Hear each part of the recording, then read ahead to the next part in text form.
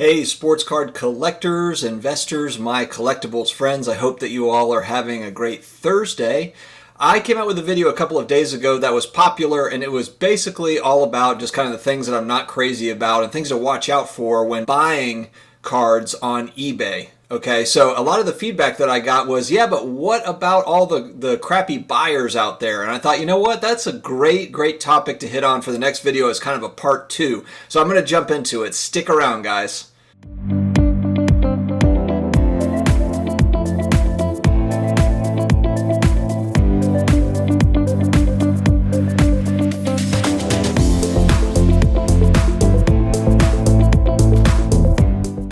Hey guys, today we're going to be talking about something that we can all relate to when buying, selling cards on eBay. Like I said, we had talked about kind of some of the seller things that are annoying. We're going to talk about annoying buyers today.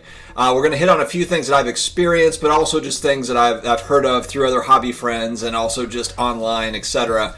So I'm sure that we can all relate to this. I thought this would be kind of a fun video to make, and definitely throw in the comments if there's other things I'm missing, stories you've got. I'm sure everyone's got a story. Put them in the comments so we can chat about it. And hopefully for people that are new coming in, it can be somewhat of a cautionary tale, things to watch out for, but also things not to do. Please don't do these things if you are new to buying. All right, the first one, definitely one that has come about here recently. I've seen more and more of it, and it's basically like, oh, I didn't actually buy that. My son or my daughter, my dog accidentally bought this card, so I need to return it. Sorry about that. Or I just can't pay for it. That one is just a gem. Just the amount of, excuses. Oh, my aunt, bought this or whatever. Fortunately, that has not happened to me, but I have seen numerous people that complain about this sort of thing that has happened. Please just, if you're going to, just be sure. If you're going to buy it, then buy it. You've committed to it. Stick with it. Commit. This one actually happened to me recently. I found one cheaper, and so I actually am not going to complete this transaction. And I was just shocked that you just put that in the message. I mean, you'd think that eBay would be able to see that and be like, hey, that's not cool. We're not going to allow it. And honestly, maybe if I had pushed the issue, maybe. But this guy hadn't paid yet. So it's kind of like, what do you do? The thing that really bothered me about it is 2 days had gone by with no communication. I had reached out to him, hey, can I get an idea of kind of when you expect to pay? Nothing. And then all of a sudden it's, I just found one that's cheaper, so thanks but no thanks. Please don't do that. If you're a new buyer on eBay, or if you've been buying on eBay for a long time, please stop doing that. Next one. I received the card, but I don't think based on the condition that it's going to grade a PSA 10. Drives me crazy. It's happened to me twice over the last couple of years. And it's like, look, you cannot buy a raw card or buy a PSA 9 and think that you're going to, I guess, cross it to a 10 or whatever your plan is. It's just annoying. If you're going to, look, if you've asked me for the pictures, I've given you all the pictures. I've given you all the information that you need. And I've told you, do not buy this card if you are going to be, essentially, if you're not satisfied with these pictures, do not buy these card. Do not buy this card. That's what I tell people. And then, in these instances, they still did buy it. And it's almost a red flag to me now. If someone asks me for a lot, for more and more, it just makes me a little nervous. Like, is this person just going to complain no matter what?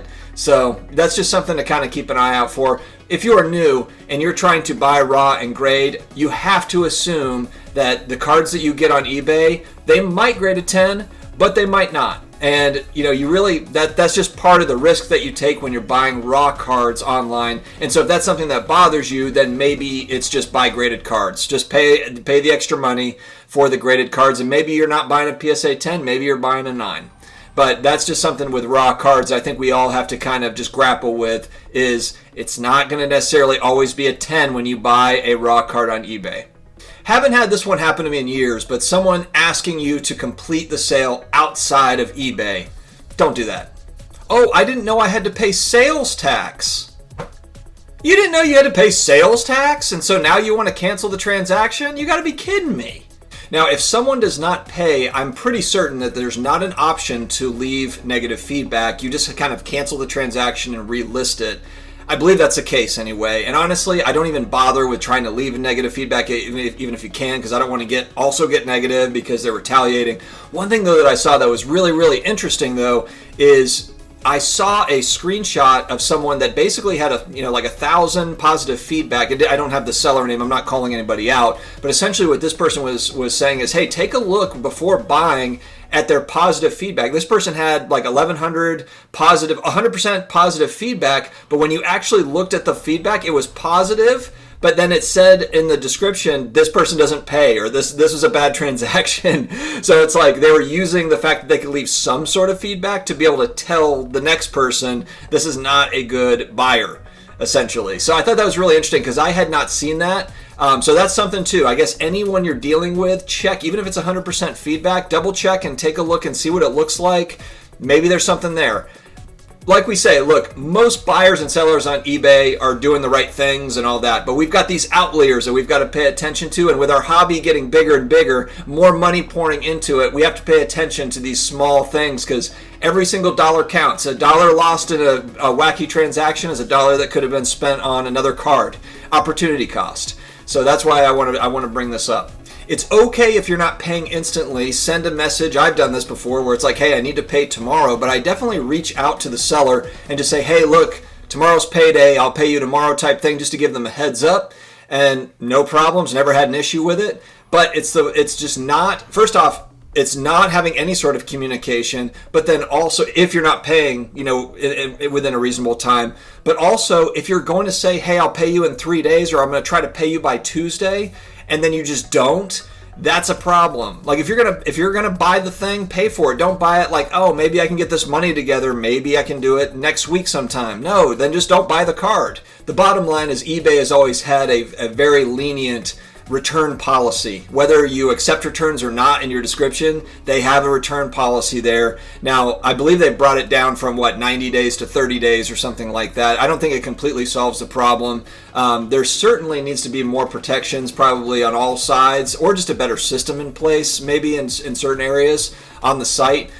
Because there are people that are kind of using this as a, they're kind of gaming the system a little bit, and which is natural. And look, eBay is a massive platform, and I know they're trying to make improvements to it. It is a very important platform in our hobby, and one that I use on a daily basis. So it's just something that I hope that if you are a new buyer getting in, or someone that's been in for a while and you've been doing stuff like this, please don't, because it doesn't help. It doesn't help. And look, there's going to be people. I think if you're always acting in good faith, that's always what matters. Just act in good faith. If you say something, you're going to do something, then do it. That's it. So guys, thank you very much for joining. I hope this was somewhat entertaining, and maybe this stuff, hopefully it hasn't happened to you, and hopefully it was somewhat educational or informative too. If you're new to the hobby, just some things to look out for if you are selling cards with potential buyers, and then also if you are buying, just kind of some things to be mindful of. Guys, thank you very much for joining me. Please hit that subscribe button, the notification bell, the like button, all those things. Tell all your hobby friends about the channel. We love doing this. I did miss yesterday's video. Just had too much work going on, but I typically have daily videos that come out. So thank you very much for joining, and we will talk to you again soon. Take care, guys.